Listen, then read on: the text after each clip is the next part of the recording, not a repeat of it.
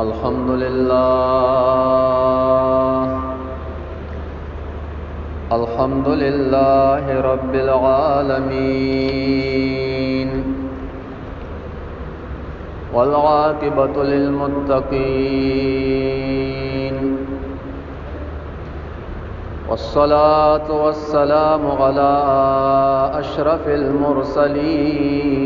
وأسعد النبيين، نبينا محمد وعلى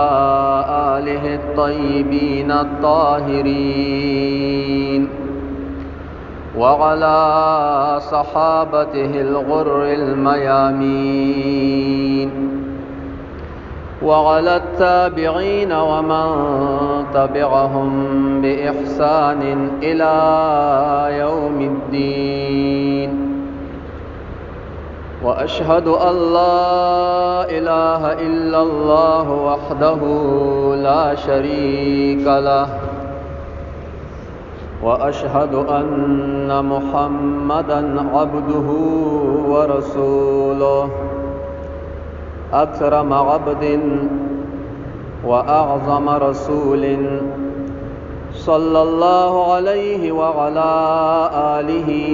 وأصحابه أجمعين. أما بعد،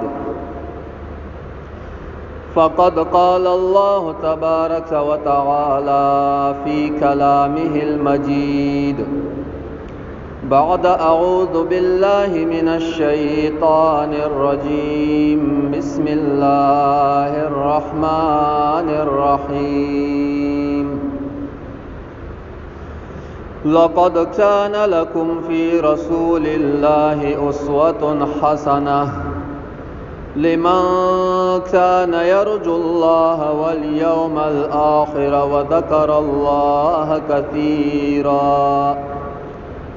آمنت بالله صدق الله العظيم.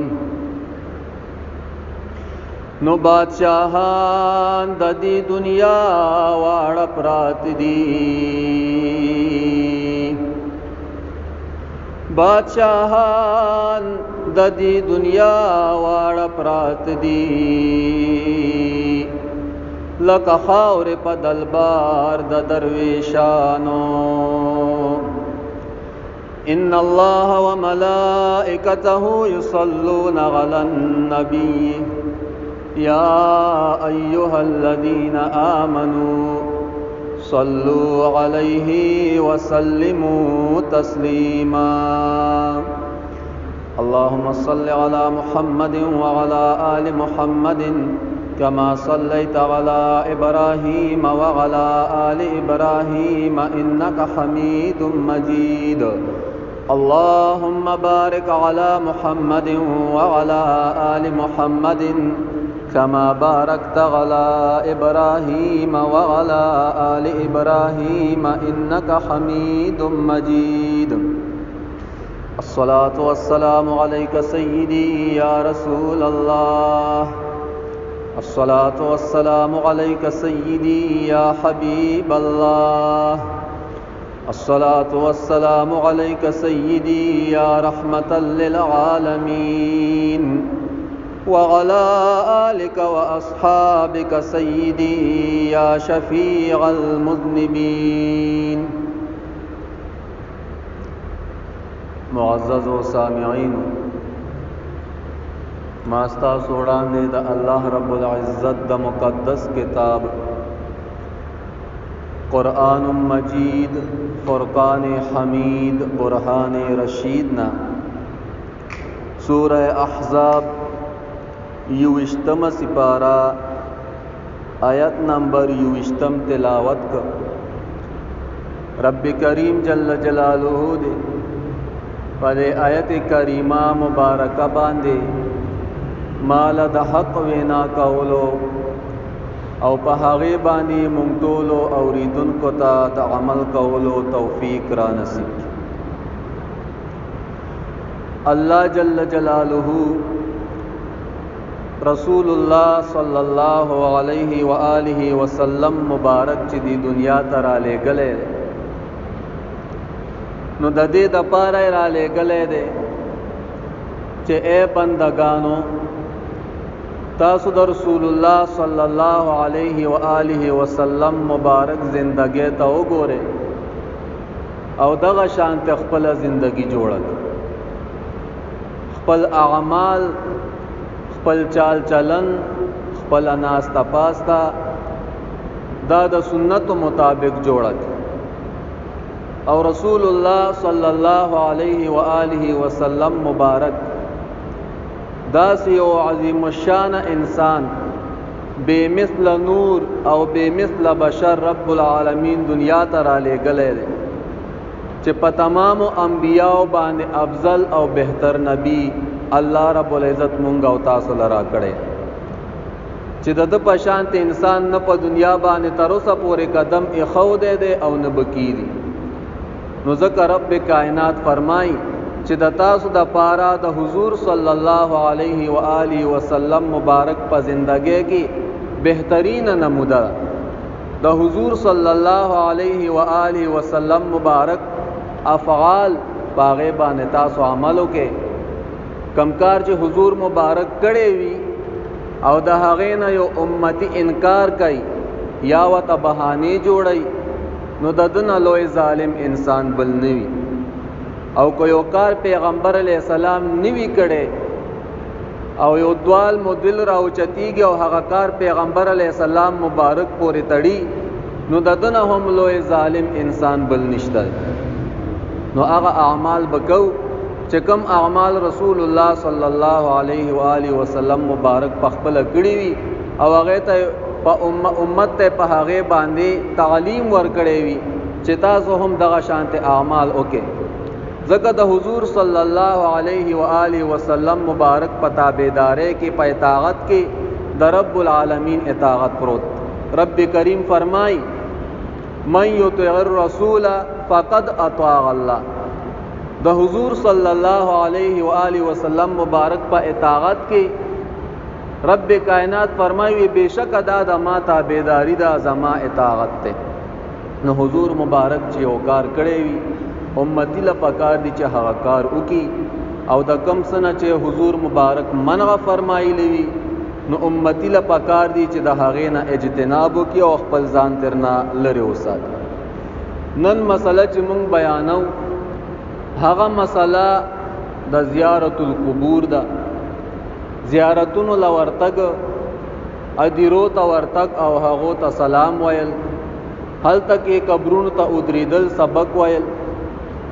اغیار مخالف خلق اعتراضات کوي او دغه اعمال تکم اعمال چې پیغمبر علیہ السلام مبارک په خپل زمانہ کې کړی دي چې حضور مبارک په خپل د پکی مقبره تتل سلام به کو او هلته کې به غوي ته دعا کولا او نن سبا کو یو امتی هغه ورشي مقبره ته نو پاغه باندې د بدعتي او د مشرک ټاپه لګي نو دغه باطل خبره به مونږه د هغه بوتلان کو د هغه مخنیوي کو ځکه دا په مونږه باندې فرض دي هر کله چې یو انسان ته منبر اوس پارلې شو نو هغه باندې دا فرض دي چې خلک د حقایقو نه خبر کی نو په مونږ هم دا فرض دي چې تاسو ته هغه خبره بیان کو چې کوم حق خبري وي قران او حديث هغه نه چې کوم ده را ثابت شي نو کوم خلک چې وای چې دا باطل دی قدیرو تل قبرونو تل دا شرک ته بدعت ته مونږ وایو دا روا دي بلکې طریقہ او سنت د حضور صلی الله علیه و آله وسلم مبارک امام مسلم رحمت الله تعالی علیه په صحیح مسلم کې جلد 1 صفحہ نمبر 314 باندې حدیث مبارک ذکر کړي حضرت بریدہ رضی اللہ تعالی عنہ مبارک دا حدیث راوی دے چې رسول الله صلی الله علیه و آله وسلم مبارک او فرمایل چې ما تاسو د قبرونو د زیارت نه منع کړی وای خو واوري چې د دینه پس به د قبرونو زیارتونه کوي دا د مسلم شریف حدیث ته په خپل کتاب صحیح مسلم کې ذکر کړی دی امام النووي المنهاج شرح د مسلم کې او مولا علی قاری رحمت الله علیه په مرکات شرح د مشکات کې په جلد نمبر 4 صفحه نمبر 111 باندې د دې حدیث مبارک په شرح کې لیکي وی حضور صلی الله علیه و آله وسلم مبارک د اسلام په ابتدا کې صحابه کرام د قبرونو د زیارتونو نه منع کړیو، خو چې کله هغه احکام د شریعت او پیجندل، شرک او پیجند، بدعت او پیجند، وحدانیت د الله تعالی او پیجند، وې د هغه نه پس رسول الله صلی الله علیه و آله وسلم مبارک اعلان وکړ چې ما تر اوسه پورې تاسو د قبرونو د زیارتونو نه منع کړی وای، خو واورئ د دې نه پس به تاسو د قبرونو زیارتونو لورځئ. په دې حدیث مبارک په شرح کې مولا علی قاری رحمت الله علیه فرمای وې د دې حدیث مبارک نه صرف د سړو د زیارت کول نه وای بلکې د زنانو زیارت کول هم د دې حدیث مبارک نه ثابت شو. وې زنانه به هم زیارت لورځي، که د مور قبر وي، د پلار قبر وي، د رشتہ دار قبر وي، وې زنانه به هم ورځي او وې زنانه هم د زیارت د قبر زیارت کولای شي. لیکن د زنانه د پاره پکې شرط پروت دی او شرط پکې دا دی چې زنانه به په پردې کې ورځي. زنانه د پاره ستر چې کم دی هغه فرض دی، دا چې د کور اوزي او مقبري تزین او پرده به کوي بغیر د پردې نه بنوزي. ځکه حضور صلی الله علیه و آله وسلم مبارک په یو حدیث مبارک کې فرمای وې کومې زنانه چې مقبرو تزي په دو باندې د رب کائنات لعنت وری. مخالف دا حدیث هر ځای کې ذکر کوي. ما یو چاته وهابیو ما وته ویلو چې را صحابه کرام خو زنانا د عیدګاه ته نه دی لیږلي او تاسو عیدګاه ته ورلېږئ، بهر عیدګاهګانې وي نو زنانم ځي. نو ما ته په جواب کې وویل چې د زیارتونو نه نه منع کوي چې شرک او بدعاتو کې اخته دي او چې عیدګاه ته رال نو د دې نه منع کوي. نه، مونږ د مقبرو ته که زنانه پریدو نو په ستر کې بوزي، په پردې کې بوزي. حضور صلی الله علیه و آله وسلم مبارک چې زنانه یادی کړي دي، مطلق زنانه حضور مبارک نه دی یادی کړي.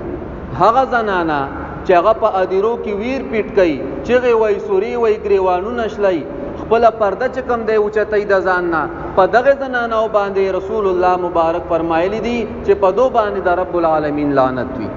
هغه زنانه چې هغه په پردې کې زی او حجاب یا چولې وی چاته ځان نه خي، بالکل دغه زنانت لیش. دلیل په څه شی؟ امام احمد رحمت الله علیه حدیث مبارک ذکر کړي، مشکات هم راوړې په زیارت القبور کې په باب کې. حضرت ام المؤمنین حضرت عائشہ صدیقہ رضی اللہ تعالی عنہا مبارک فرمائی وی هغه حجری مبارک تا پکمه کې چې حضور صلی الله علیه و آله وسلم مبارک دفن شوه وی زبا هغه تطلما خو بهر د حجاب میں بنو، پردہ میں بنو کولا، یو صادر میں وہ پزان باندې راواچو، مخ میں بن پټاولو. وی زکه چې زما خاوند دی نو د خاوند نه خو ستر او پرده نه کوي زنانه. وی بیا چې کله ابو بکر صدیق رضی الله عنه مبارک وفات شو، وی بیا به هم ورتلم او وی ستر میں بنو کولو، مخ میں بن پټاولو، زکه وی چې دا می پلارو او حضور صلی الله علیه و آله وسلم مبارک هغه می خاوندو، نو وی دا چانه پرده وکم. خو چې کله عمر فاروق رضی الله عنه مبارک وفات شو، نو هغه وصیت کړي او د خپل مرګورو ته صحابه کرامو ته چې کله زه وفات شم نو ما د حضور مبارک سره خخ کې. خو واوره د ام المؤمنین حضرت عائشہ صدیقہ رضی الله تعالی عنها مبارک نه ګوره پښتنه وکي، ځکه د غزې د هغه د ځان د پاره منتخب کړي چې زه پکې دفن شم. کی اجازه در کو ما حضور سره دفن کې، او کی اجازه در نه کو ما بیا د مؤمنانو سره په عام مؤمنانو سره په مقبره کې دفن. چې کله وفات شو ام المؤمنین لراغ صحابه کرام وی قربان زمونږه مورې، وی عمر فاروق رضی الله عنه مبارک وصیت کړی دی چې ام المؤمنین نه تاسو کې چې عمر فاروق واړي چې زدا حضور مبارک سره دفن شي، خو استاد اجازت نه بغیر نه، کہ اجازت در کو خو بیا میں دفن کے او کہ اجازت در نو کو نو بیا میں مت دفن کوے. حضرت عائشہ صدیقہ رضی اللہ تعالی عنہا مبارک فرمائی وی ما په خپل ځان باندې حضرت عمر فاروق رضی اللہ عنہ مبارک لترجی ورکا چې خیر دے دے په دغه تک چې کم دے دفن کوي د حضور مبارک سره. وی چې ال تک دفن شو حضرت عائشہ صدیقہ رضی اللہ تعالی عنہا مبارک قسم خوري وې قسم په الله باندې چې زه به بیا دغه حجرې ته داخلېدم مګر بیا مې به مخ پټولو او په پردې کې به زه دغه حجرې ته داخلېدم. څه مطلب دا دی چې عمر فاروق رضی الله عنه د رشتې نه نو یو پردی انسان و. هغه دواړه خو رشتہ دارو، یو یې خاوند و بل یې پلار و، نو ستر د چا نه وکي. او چې کله عمر فاروق رضی الله عنه مبارک وفات شو وی بیا به حجرې ته داخلېدم لیکن په پردې کې بدلم، په ستر کې بدلم. وی ما به د عمر فاروق رضی الله عنه نه حیا کوله او د هغې د وجې نه ما خپل مخ پټولو. نو د حدیث مبارک نه یو فایده دا شوه چې زنانه قبرونو له ورتلی شي خو په پردې کې بوځي، بغیر د پردې نه بنځي، ځکه بیا تر نه انتشار جوړیږي، فتنه ترې نه جوړیږي. دویمه فایده د حدیث مبارک نه دا ده چې مړي لیدل کولی شي. د ام المؤمنین حضرت عائشہ صدیقہ رضی الله تعالی عنها مبارک د عقیدې نه قربان اغم سنیانو دغه عقیده لرله چې عمر فاروق رضی الله عنه ما د قبر نه ویني ځکه پرده کوي، که چېرته مړي لیدل نشوی کولی نو بیا څه له پرده وکړي، خو لیدل کولی شي ځکه خپل مخ مبارک پټوي. او دا فرمایي چې ما به د عمر رضی الله تعالی عنه مبارک نه حیا کوله. نو د دې حدیث مبارک نه یو د سړو تلل مقبرې ته، قبرونو لا، د اولیاء مزاراتو لا، دویم د زنانو تل د دې نه ثابتېږي، خو شرط به پکې دا وي چې زنانه هغه به با پرده دي، بغیر د پردې نه بنځي. دغه شان حدیث د ابن ماجه کې دی. حضرت ابو هریره رضی الله تعالی عنہ مبارک فرمای چې حضور صلی الله علیه و آله وسلم مبارک فرمایل چې تاسو د قبرونو زیارتونه کوئ ځکه چې دې سره آخرت را یادېږي. ګوره حضور مبارک فرمای تاسو د قبرونو زیارتونه کوئ، ادیرو ته ورځئ، مقبرو ته ورځئ، لیکن د څه دپاره؟ د مستۍ دپاره نه، د دې دپاره نه چې ودرې ګلاړ شم هلته کې انتشار پیدا کم، خپله پرده اوچته کم. نه، حضور مبارک فرمای د دې دپاره چې آخرت درته را یاد شي. انسان په مقبرې کې ودرېږي او د قبرونو ته وګوري چې دا ټول زمونږ په شان انسانانو په دې ځمکه باندې بوسېدل ګرځېدل به نن دغه دي د خاورو لاندې دي او مرګ حق ته په مونږه باندې را روان دی. مونږه به هم د دغې ځي ته ورځو نو آخرت به ورته را یاد شي، زړه به نرم شي، اوښکې به د سترګو نه وبهیږي، خدای به ورته را یاد شي، غرور او تکبر تر نه ووځي. دغه شان عبدالله ابن مسعود رضی الله عنه مبارک فرمای چې حضور صلی الله علیه و آله وسلم مبارک ارشاد او فرمایله د ابن ماجه شریف حدیث مبارک ته چې تاسو ما د قبرونو د زیارتونو نه منع کړی وای، خو لیکن اوس تاسو د قبرونو زیارتونه کوئ ځکه چې قبرونو زیارتونو کولو سره د دنیا نه بیزاری راځي او انسان ته آخرت را یادېږي. د دنیا سره به تعلق ختم شي، که بیخي ختم نشي نو د دنیا سره به تعلق کمزوری شي، بیا به دنیا پسې ډېرې منډې نه وي، د آخرت لپاره به سوچ کې. نو ځکه حضور صلی الله علیه و آله وسلم مبارک فرمای چې تاسو د قبرونو زیارتونه کوئ، قبرونو له ورځئ، که د عامو مؤمنانو مسلمانانو قبرونه وي او که خپل رشتہ دار وي، لیکن د هغوی سلام کوئ او قبرونو له ورځئ. دغه شان د مسلم شریف حدیث مبارک ته حضرت عائشہ صدیقہ رضی اللہ تعالی عنہا مبارک فرمائی چې حضور صلی الله علیه و آله وسلم مبارک به چې زما په کور کې شپه وه، زما کور له براغې زما په کور کې به شپه وه، نو د شپې په آخري حصے کې به حضور صلی الله علیه و آله وسلم مبارک به د جنت البقیع مقبرې ته لاړه او په دې الفاظو باندې به هغوی ته سلام ویلو: السلام علیکم دار قوم مؤمنین واتاکم ما توعدون غدا مؤجلون وانا ان شاء الله بكم لاحقون اللهم اغفر لاهل البقيع الغرقدا. وی حضور مبارک بلاړو هغوی ته به سلام وویلو، دعا به ورته وکړله او ورته به وفرمایل چې هغه شی چې تاسو سره وعده شوي وه نن تاسو راغلي یې، د کوم شیز واجه چې تاسو سره پرون شوي وه، یعنې مرګ حق دی، دا درته فرمایلی شوي چې کل نفس ذائقة الموت، هر زنده سر به په ځمکه چې اوسېږي دی به د دنیا نه ځي، د دار فنا نه به د دار بقا طرف ته رحلت کوي. او ان شاء الله تعالی مونږ هم تاسو را روان یو، تاسو زمونږ نه وړاندې او مونږ درپسې یو، مونږ به هم د دې دار فنا نه دغې دار بقا طرف ته درځو. او یا ربه د جنت البقیع دا اهل چې کوم په دې کې پراته دي رب العالمین دا وبخ. نو یو د حدیث مبارک نه عمل د رسول الله مبارک ته. امتیانو له پکار دي چې د قبرونو زیارت وکړي او قبرونو له ورشي. دویمه فائدہ پکې دا ده چې حضور صلی الله علیه و آله وسلم مبارک په دغه ځای کې دعا فرمایلی ده. نو قبر سره په خوا کې دعا کول دا د حضور صلی الله علیه و آله وسلم مبارک طریقه ده. پنځم حدیث په دلیل د زیارت القبور کې د ترمذی شریف حدیث ته حضرت عبداللہ ابن عباس رضی اللہ تعالی عنہما مبارک دا حدیث راوی دے. وی حضور صلی اللہ علیہ وآلہ وسلم مبارک پا مدینہ منورہ کے پس قبرونو باندې تیری دو. وی خپل مخ مبارک هغوی تراواړو او په داسې الفاظو باندې ورته سلام او فرمایلو السلام علیکم یا اهل القبور. اے د قبرونو والو پتا سو باندې سلام وی. دا یو دعا ده پتا سو باندې سلامتیا وی. تاسو د غمونو او فتونو نه بچوي. د رب العالمین داغه د قهر نه د تاسو بچوي. یغفر الله لنا ولکم. وی الله دې مونږ تم بخنو کی او الله دې تاسو تم بخنو کی. انتم سلفنا ونحن بالاثر. وی تاسو زمونږ نه وړاندې او مونږ درپسې. په داسې الفاظو باندې به انسان چې مقبرې ته لاړ شي یا قبر له لاړ شي په داسې الفاظو باندې به امتی چې کوم دی دغه قبر ته سلام وایي. نو د ټولو احادیث مبارکونه دا ثابتېږي چې زیارت القبور دا د حضور صلی الله علیه و آله وسلم مبارک عمل دی. بدعت نه دی، شرک نه دی، بلکې فائدې پکې پردي دي او فائدہ پکې دا ده چې ژوندي تم فائدہ رسیږي او مړي تم فائدہ رسیږي. د مشکات شریف حدیث ته امام بیهقی هم راوړی. حضور نبی کریم صلی الله علیه و آله وسلم مبارک ارشاد فرمای وی کوم انسان چې د جمعې په ورځ باندې د خپل مور او پلار یا په دې دواړو کې د یو قبر لور شي وی رب العالمین به دغه انسان ته بخنه وکي او رب العالمین به پنیکانو کې ولیکي. ګوره څونه لویه فایده حضور مبارک بیان کړې ده. د مور او پلار قبر لور تګ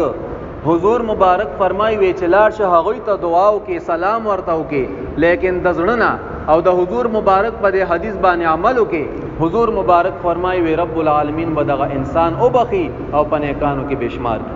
څونه لویه فایده پکې پرته ده. د دې زمانه جو حال وای وی قبر لتلوي دا شرک. الکه حضور مبارک بار بار فرمایي چې اے زما امتیانو تاسو قبرونو لورځه زیارت کوئ. پنځپیره کاکا وی ک قبر لاړې دا شرک تا او به ک د قبر د یو ولی الله یا د مور او پلار قبر هغه د سب کو به خصم به خو شرک عظیم شو. به بس تا خو خدای سره شریکونی او من دون الله دیونی ولهذا فانک مشرک. بس ته مشرک نه دې ته شرک نشي وایله. مقبره ته چې زید هغه د آداب او خیال به هم ساتي. حضور مبارک د هغه د آداب او اغا خبره هم بیان کړی دی مونږ او تاسو ته. امام مسلم رحمت الله تعالی علیه حدیث مبارک راوړي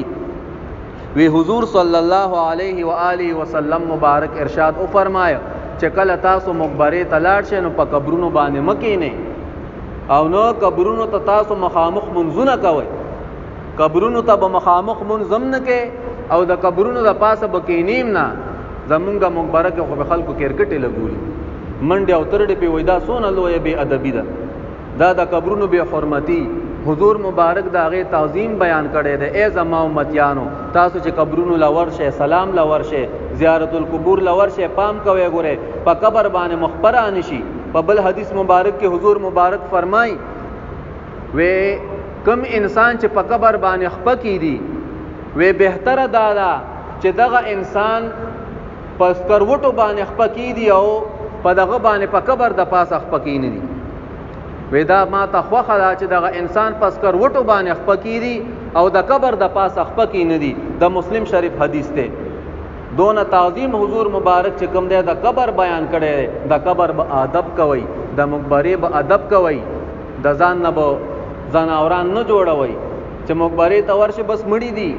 کله تنه لخت رمته کله چې کوم دی د قبر د پاسه الغیاذ بالله نور کارونه کې نه. دا ټوله به حرمتی ده. حضور مبارک فرمای تاسو د دې تعظیم وکي، د دې د ادب چې کم دی خیال اوساته. نو د دې ټولو احادیث مبارکاونه نه احادیث مبارک ما تاسو ته بیان کړ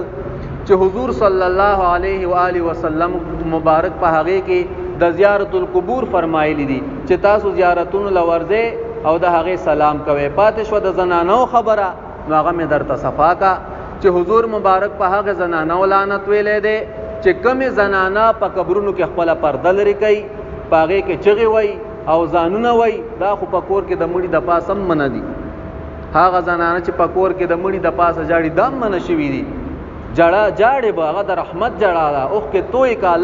لړکا اوخ کې لیکن ځان بنوي، گریوانونه بنشله سر بد ځان نه نشو کې. او به هغه زنانه چې پلارو کې امداسي ګرځي نو دا کوم بد زنانه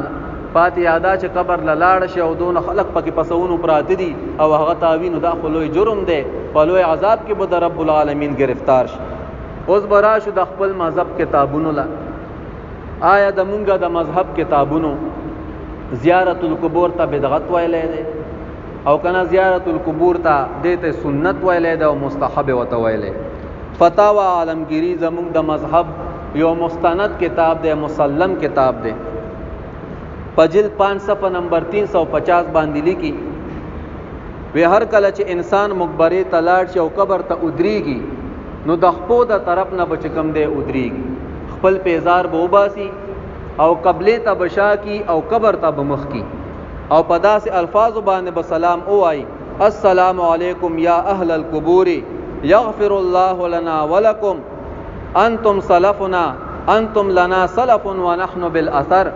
پښتو کې معنا دا جوړیږي چې سلام دی پتا سو باندې اے د قبر والو، الله رب العزت موږ تم بخنو کی او الله رب العزت تاسو تم بخنو کی او تاسو زمونږ نه وړاندې او موږ در پسې. دا خو د مذهب یو مسلم کتاب دی، فتاوا عالمگیری 100 علماء دا لیکلی دا، 100 علماء او 300 علماء په دې باندې را متفق شوي دي او فتاوا عالمگیری لیکلی دا، دون لوی فتاوا ده. او ته دې را لګيږي او ته دې وایي چې نه قبر له شرک تلل دا شرک ته بے ځای لګي بغیر د کتابونو نه چې کوم دی نو د خېټه نه خبره کې څه دلیل دی؟ په کوم ځای کې حضور مبارک فرمایلی دي یا صحابه فرمایلی؟ یو قول له تابعی پیش کا، یو اثر پیش کا، یو نقل د حضور مبارک پیش کا چې هغه نه را نقل وی چې قبر لتلل دا شرک دی نه، بلکې دا ثواب دی، مستحب طریقه ده او ژوندۍ ته پکې هم اجر ملاويږي او مړی ته هم فائدہ ورسي. هم په دغه مذکوره صفحه باندې فتاوا عالمگیری لیکي بیا غي ولا اوریز خاص کړي چې په کوم اوریزو باندې قبر لتګ هغه ډیر فضیلت لري. به پنور ورځو باندې هم فضیلت شته چې انسان لاړ شي او د قبرونو زیارت وکړي، خو د پیر ورځ، د زیارت ورځ، د جمعې ورځ او د خالی ورځ وې دا څلور ورځې داسې دي چې په دې باندې ثواب ډیر وي چې انسان لاړ شي او د قبرونو زیارت وکړي. دی خو له بیا ورځ هم خاص کړي دي. اوس به سره سکه دا خو د مذهب علما دي، فقها دي او ته چې نه دا شرک ته نو استاد فتوا به کم دی اول په حضور مبارک باندې را لګيږي العیاذ بالله، بیا په ام المؤمنین حضرت عائشہ صدیقہ باندې را لګيږي العیاذ بالله، بیا په صحابه باندې وی او بیا به کم دی د امت په لوی امامانو باندې وی. نو تا نه خود دغه فتوی نه یوم خالی نشو، ټول د بدعتیان کله او ټول د مشرکان کله دا موحد تر اغله د خدای د کور تر کو شوی دا څلور واړه کتابونه پتا باندې نازل شوی ته خلکو ته توحید بیانې اغم د خېټه نه دلیل پسې دی، دلیل خو وایا مونږ به تاسو سره خبره ومنو چې او بالکل دا خبر استا صحیح ده. او دغه شان په بهترین شپو ورځو کې وې قبرونو لتګ وې دا ډیر افضل او بهتر دي، وې لکه د اخترونو ورځې، د وړوکی اختر ورځ او د غټ اختر ورځ وې په دې باندې انسان قبرونو لورځي وې دا ډیره بهتره ده. او د ذوالحجې لس شپې ورځې وې په دغه کې چې انسان ورشي وې ډیره بهتره ده. او د عاشورې ورځ وې په دې باندې چې انسان ورشي وې ډیره بهتره ده، ثواب پکې زیات دی. دا نه ده چې نه په نور ورځو باندې تر نه منع راغلی ده، نه په نور ورځو باندې هم روا ده، لیکن په دې څلور ورځو کې په دې خاص شپو ورځو کې اکثر د اخترونو ورځ باندې خلک ورځي وې دا ډیر افضل چې انسان ورشي او د قبرونو سلام وکړي. فتاوا شامی د موږ د مذهب یو مسلم او معتمد کتاب دی، جلد نمبر 2 صفحه نمبر 242 باندې لیکي وی هر کله چې انسان قبر لورش نو د خپل طرف نه به قبر طرف تراشي، قبر ته ودرېږي او د قبر زیارت کول یعنی هغه ملاقات کول او هغه سره چې کوم دی سلام په هغه باندې اچول وی سنت چې په ولاړه باندې وشي. فتاوا شامی سوی وی دا سنت دی نور ورته مستحب ویلی دي او دی وایي چې دا سنت دي چې انسان په ولاړه باندې وکړي او بدرېږي قبر ته کم ذکر اذکار وستا د وسه کېږي هغه به وکړي او دغې مړي ته به وروبخي وی سنت طریقه دا ده چې انسان په ولاړ او وی که څوک کینی یا د قبر ته ودرېږي نو وی چې څونه درجه د په دې دنیا کې د ژوند دغې مړي له ورکړې وه وی پس د وفاته چې لاړ شي په هغې درجې عمره څونه احترام چې د په ژوندانه کې کو وی دونه احترام به دی پس د مرګه کوي که په دنیا کې دغه یو عالم دین یو بزرګ او دا ور سره لړ په خوا کې کېناسته هغه سره مینه ډیره وه وی پس د وفاته به هم دی چې کوم دی د قبر سره جوخ ودرېږي او یا به سره لړ کېږي او وی کنه داسې لږ لږ مینه وه نو بیا به د قبر خواته هم چې کوم دی یا به لرې ودرېږي یا به لنډ ودرېږي دا خو فتاوا شامی ده یو مسلم کتاب دی او علما چې اکثر چې کوم دی فتوا ورکوي نو د دې نه ورکوي فتاوا شامی لیکلي فتاوا شامی خدام لیکلي چې زیارتونو له ورځئ او د هغې سلام کوئ او دونه احترام به کوئ څونه احترام چې تاسو په دنیا کې کول نو د ولی الله احترام زیات دی هغه د قبر سره به جوخ کینی او د عام مؤمن احترام هغه مونږ او تاسو کم کو نو د هغې سره به لغونتې فاصلې کې کینی دغه شانتې فتاوا عالمگیری هغه لیکي وی د مور او پلار قبر ښکلول چې څوک زیارت له ورشي د مور او پلار قبرونو له نو وی د مور او پلار قبر ښکلول وی جایز دي یو مستحب عمل دی ثواب دی پکې وی که چا وکړو څه ګناه پکې نشته اوس به څه کې اوس که مونږه سر ښکته خو هوې مشرک دا ځکه فتح الباری کې ابن حجر اسقلانی رحمت الله علیه لیکي وی ابن امام احمد بن حنبل رحمت الله علیه قول را نقل کوي چې د حضور صلی الله علیه و آله وسلم مبارک قبر مبارک او وی د هغه منبر شریف ښکلول وی دا جایز دي مستحب عمل دی وی که چاو کوی په دې کې ثواب دویمه خبر ابن حجر اسقلانی رحمت الله علیه دا لیکي په فتح الباری کې وی د اولیاء کرامو د مور او پلار قبرونه او وی دغه شانت د انبیاء کرامو قبرونه ښکلول وی دا جایز دي زمونږ او تاسو دا قبرونه خو ډیر غټ دي دا ګوره شرعي قبرونه نه دي ښه په مسله باندې ځان پوهه کې شرعي قبر څومره دی په دې پوهیږئ شرعي قبر د ځمکې نه یو لیش اوچت دونه د ځمکې نه یو لیش اوچت دا شرعي قبر دی لیکن مونږ او تاسو دا خلک دا لوړ قبرونه د دې دپاره جوړی چې زمونږ په دې مقبرې کې دا خو شاملات دي څوک پکې څاروي پرېږدي څوک پکې خري پرېږدي بس که یو لیش قبر دی جوړ کړو خو ورځې پس به دا بیا هغې نون او نشان پاتې نه وي نو د دې دپاره خلک دا لوړ قبرونه جوړوي چې زر ورانېږي نه چې خاورې کېږي نه چې مونږ ته یې پته لګي چېرې دغه فلانکې زما د پلار قبر دی یا زما د رور قبر دی نو بیا خیر دی که انسان دونه لوړ قبر جوړ کړي او که د شریعت ترې ته د خبره واچوله نو ګورې دا د شریعت خلاف دی خنو ابن حجر اسقلانی رحمت الله علیه فرمایي چې د اولیاء مزارات د انبیاء قبرونه روزې مبارکې د مور او پلار قبرونه ښکلول د حضور مبارک منبر ښکلول ودا یو مستحب عمل دی جایز دی نو د هغې مبارکانو قبرونه خو یو لیشو تاسو د صحابه کرامو قبرونه وګورئ دې پټوانو کې یو لیش دي نو ته چې هغې ته ټیټېږي او هغه ښکلې نو محراب په هغې نشته چې هغه ښکل کې بس داسې وړوکې د خاورو ډېرې وي نو ته چې هغې ته ټیټېږي نو ګوډې به ورته ماتې ګوډې دې ماتې کې بیا ورته ور ټیټ شوې سر دې ورته هم ورښکته که او بیا دې سب که اوهو دغه پاټ بیا پنجپیري ته وروښایه بس یو دونه سور مهر جوړ کړی دی او د اوبو له بې درله راوبغئ چې بالکل ښکاره مشرک ده ولې قبر ته یې سر ښکته کړی دی وی دا سر ښکته کول خدا الله ته دي او وی د بنده ته ښکته که وی لهذا دا شرک دی مونږ وایو سر ښکته کول الله ته دي د سجدې تعریف وکړه د سجدې په تعریف باندې به نه پوهېږو چې ته سجده وکړه سجده څه ته وایي که تا ته یو چا وایي چې هلکه دا سجده وکړه وایي سجده څه ته وایي نو ته به ورته چې سجده دې ته وایي وضع الجبهة على الارض خپل تندی په ځمکه لګول دا سجده ده نو دا د ټنګسرو له پکار دي دا دوال مدل کیړې مکوړې چې کوم دي چې د عوام په دې باندې پوهېږي چې هلکه دا سجده نه ده سجده دې ته ویلی شي چې خپل تندی یو چا ته په ځمکه باندې کېږدي دغې ته سجده ویلی شي او سجده بیا یو ادب ده احترام د وجې نه تعظیم او یو په طور عبادت ته په دې باندې ځان پوهه کې که چا یو چا ته یو غیر الله ته به طور عبادت سجده ولګوله یو قبر ته سجده ولګوله او وی چېرې څنګه الله رب العزت ذات ته داسې دام دی د دم عبادت کېږي نو بس کاره مشرک دی، داغه په کفر کې څه شرک دا شک نشته. او کنه یو چاته یو بادشاہ ته یا یو قبر ته تعظیمن سجده ولګول ادبن، نو مشرک نه دی، لیکن دا کار حرام په حرام کار کې مبتلا دی. مشرک وته نشي ویلې، داغه نه به تپوس کې چې بای تا دا عملو کو دا دی ولې وکړو، احترام دی وکړو او کنه عبادتن نجی ما خو احترامن کو خدا داسې مکوا. د حضور مبارک په دی دین کې اسلام کې دا ادبن سجده دا حرام ده. حضور مبارک فرمایي ک الله تعالی سوا بل چاته د سجده حکم وې، خود ته به امر شوی وې زنانه وتا چې خپل خاوندانو ته سجده ولګوي، نو دغه ته سجده نشي ویلې. او حضور مبارک خودونه احترام د قبرونو بیان کړي چې تاسو په قدم قدرې کې نه دی ګوره، د قبرونو د پاسه کې نه تاسو ورسه. نن سبا په سعودي باندې د نجیان حکومت ته نجدي عبدالوهاب نجدي چې کم دی کنه دا داغه پیروکار دي، تاسو ورشه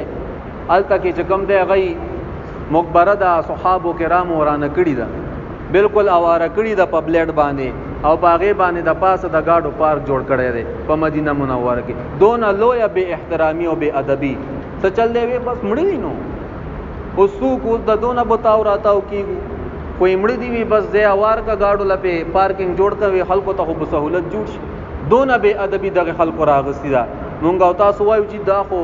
کچرته خلق نه وین او رب العالمین به د کعبه ته مخامخ ولې ودرول. ذهن کې سوال رسي که خلق نه وي او الله ته نږدې نه وي، نو د مدینه او د مکه مکرمه امامان ولې جوړي؟ دا خو څه خبره نه ده. په دغه باندې حرمین شریفین باندې د شیعاګانو حکومت تیر شوی دی او مسلمانان به موجودو، شیعاګانو به امامتی کوله، چا سو ویلې شو ځکه د هغه دغه طاقت او زور دا غې نه پس بیا د سنیانو حکومت راغلی دی، دا غې نه پس بیا د نجدیانو حکومت راغی. نو دا ذهن کې دا سوال مراولي چې یاره دا خو الله تعالی ته نږدې دي ځکه خپل ځان ته ودرولي دي. نه کعبه مبارکه ته خو شیعه مخامخ ولاړ دی، مسجد نبی صلی الله علیه وسلم کې خو شیعه په حضور مبارک په منبر کې ولاړ دی. بیا بسوي شیعه د الله په نسبت باندې خسړې شو، ازواج مطهرات پس خیری کوي، کنزلی ور پسې کوي چې هغه زمونږ میان دي. حضور مبارک الله رب العزت په مونږ باندې حرام کړی دي چې هغه پس انسان کم ازه ته خبرو شیعاګان او پسې کوي. ما یو کتاب لستو نو پاغي کې لیکلو، ا مصنف چا کتاب لیکلې وې زه حج د پاره لاړم، نو د کعبه مبارک په امامانو کې او خو بدلیږي، ما خام یو منس کوي، سار یو منس کوي، مازیګر بل منس کوي، په نمبر رسی. نو په دې ټولو امامانو کې ماته شیخ سدیس صاحب ودا ماته ډیر بزرگ انسان ښکارا شو. شیخ سدیس داخله کې ریکارډینګونه اوري، قرآن مجید ډیر خسته تلاوت کوي. وې ماته د ټولو نه زیات انسان خسته دغه ښکارا شو د حرم شریف په امامانو کې. وې ځکه د سحر په جمع کې ولاړو مونږ می اور پسې کول، وې په خپلم ډیر اوجړې دو په مانځ کې، او وې خلک هم ډیر اوجړول. وې په سباله باندې د جمعې ورځ ده، وې چې کله مونږ لاړو وې زینو وې بار په سرک باندې ولاړو، وې په سرک باندې ودرې د مایوزه کې میزان لزه جوړ کو، بس ډیر مخلوق حرم شریف ته ننوتل. جمعې مانځله چې دې سار نه لس بجو نه به حرم شریف ته دي، دونه مخلوق ولا راضي. وې دو خطبه شروع کا، وې د حج متعلق خطبه الوسطا، او په اخیری کې چې کم ده دا خبره وکا چې کم سړی مدینه منوره ته ځي د حج د احکام نه فارغ شو، د مکه مکرمه نه مدینه منوره ته ځي، وې د بازار پنیت دلاړ شي، د مسجد نبی صلی الله علیه وسلم پنیت باندې دلاړ شي، لیکن د سلام کولو د پاره د حضور مبارک ته د حضور مبارک د زیارت کولو د پاره وې په دغه نیت باندې کو سوق دي، وې درې کرته دا او ویل چې حرام حرام حرام. اوس حضور مبارک قبر لور تګ او حضور مبارک ته سلام کول، شیخ سدیس سے وی دا حرام. اوس بسکه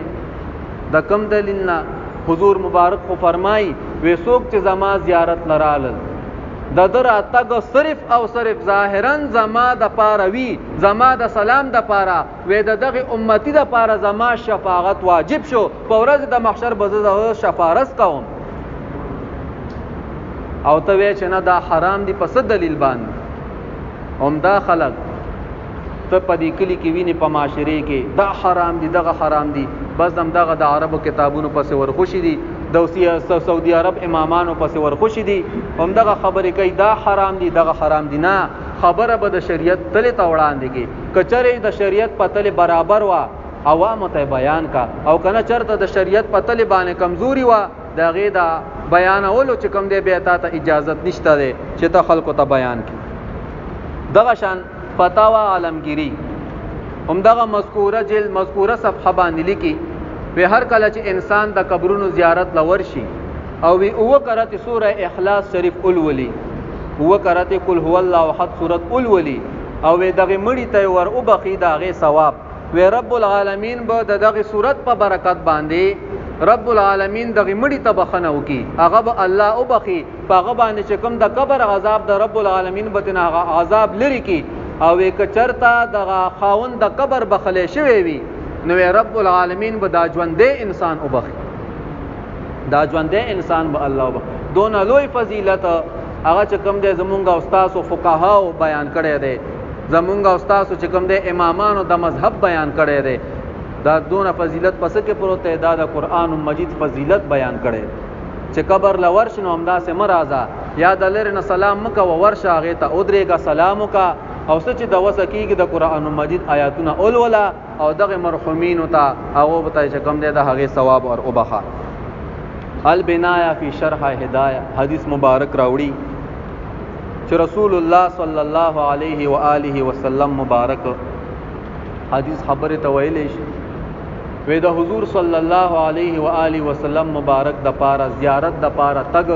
و مستحب عمل له انسان لپاره دي چې د حضور صلی الله علیه و آله وسلم مبارک زیارت لورش دغه شانته پدې باندې قیاس کړه اولیاء کرامو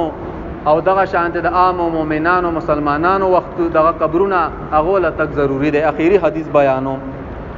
تحتاوی شریف ذکر کړي په صحیح سند سره به حضرت عبد الله ابن عباس رضی الله تعالی عنہ مبارک فرمای چې حضور صلی الله علیه و آله وسلم مبارک فرمایل څوک چې د یو مسلمان رور په قبر باندې تیری دغه قبر لورش او هغه باندې سلام وکي نو دغه مرده چې په قبر کې پروت دی وې دغه د سلام جواب ورکي او دغه انسان چې په دنیا کې پیجندو نو د قبر نه هم او پیجنی چې فلان کې راغله دی او زما سلام یو ګوره حدیث مبارک کې سو فائدې یو حضور مبارک فرمایي تاسو د قبرونو زیارتونه وکړئ دویمه فائدہ پکې دا ده حضور مبارک فرمایي چې مړې د سلام جواب ورکړي مړې ویل کولې شي او دریمه فائدہ پکې دا ده چې اوریدل کولې شي چې اوریدل نشوي کولې حضور مبارک بیا ولې فرمایي چې د سلام جواب ورکړي او دریمه فائدہ پکې دا ده چې مړې لیدل کولې شي پاغه باندې می تاسو د مسند شریف حدیث بیان کو حضرت عائشہ صدیقہ رضی الله تعالی عنها مبارک فرمایي چې زبو بیا پردې کې ورتلم د حیا د وجه د عمر رضی الله عنه مبارک چې هغه نه به حیا کوله او خپل مخ مبارک مې به پټولو نن نه بیان چې هغه په زیارت القبور په مسله کې چې دې ته چا شرک نه دی ویلي چا وته بدعت نه دی ویلي ها چې څوک دا ولري چې دا شرک او بدعت ته هیڅ دلیل په وسره نشته هیڅ دلیل په وسره نشته د هغه نجدین واله تر دې دمه پوري او ګرځي وته یو دلیل راوړه یو دلیل په وسره نشته چې د خېټه نه خبرې کوي د اولیاء او مزارات د انبیاء کرامو روزه مبارکه د خپل مور او پلار قبرونه یا د عام مؤمنانو مسلمانانو قبرونه خپلول او غیله ورتل دا یو مستحب عمل دی او ثواب دی پکې رب العالمین دی مونږ او تاسو ته په دې خبرو باندې د عمل کولو توفیق را نصیب کړي څه کمه به شی پکې شوی رب العالمین دی ما ته معفو کړي